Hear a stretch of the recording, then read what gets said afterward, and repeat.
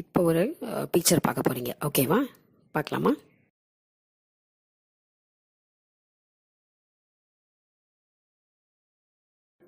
இன்றைக்கி picture speaks அதில் நம்ம பார்க்க போகிற ஒரு படம், அது தரும் பாடம்.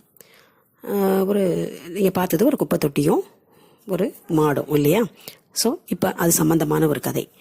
ஒரு இளைஞன் எங்கே நல்லா படிச்சிருக்கான், நல்ல விதமான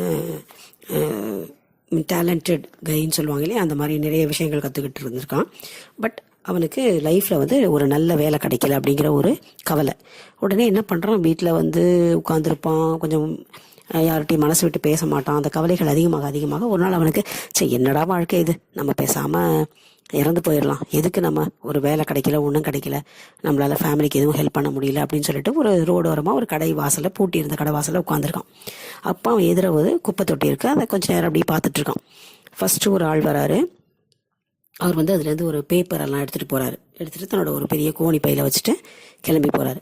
அடுத்து ஒரு பெண் வரா. அங்கேருந்து எல்லா விதமான பிளாஸ்டிக் பாட்டில்ஸ் இருக்கும் இல்லையா, அதையெல்லாம் பொறுக்கி ஒரு இதில் எடுத்து வச்சுட்டு தன்னோட கைகளால் எடுத்து வச்சு பிறகு ஒரு பேக்கிங் இடத்துக்கு அதை பேக் பண்ணி எடுத்துகிட்டு போகிறான்.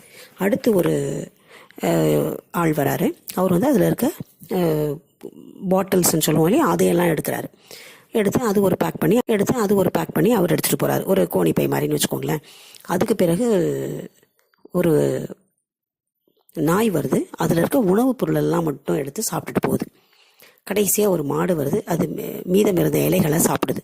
ஸோ இதை பார்க்கும்போது அவன் மனசில் ஒரு ஆர்டினரி ஒரு குப்பை தொட்டி, எதுக்குமே தேவையில்லை என்று ஒதுக்கி வைக்கப்பட்ட ஒரு குப்பை தொட்டியில் தேவையில்லாத பொருட்கள் போடப்படுறது இல்லையா, எதுவுமே தேவையில்லாததான் அதில் கொண்டு போய் போடுறோம்.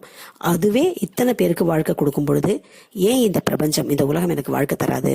நான் எவ்வளோ மடத்தனமான முடிவெடுக்கிறதா இருந்தேன், அது தப்பு. நான் இன்னும் நல்லா உழைக்கணும், இல்லை நானே ஒரு பெரிய உதாரணமாக இருந்து ஒரு கம்பெனியை வச்சு 4 பேருக்கு வேலை கொடுக்கறதுக்கு பார்க்கணும் அப்படின்னு சொல்லிட்டு என்னோட திறமையை வச்சு என்ன செய்ய முடியும் அப்படிங்கிறது தான் இனிமேல் நான் நினைக்கணும் அப்படின்னு சொல்லிட்டு எழுந்து போகிறோம். ஸோ ஒரு குப்பை தொட்டி ஒரு மனிதனுக்கு ஒரு அழகான பாடத்தை கொடுத்தது. உழைப்பு, நம்மளுடைய தன்னம்பிக்கை ரெண்டும் இருந்தால் வாழ்க்கையில் முன்னேற முடியும் அப்படிங்கிறதுக்கு தான் இந்த கதை. குப்பை தொட்டி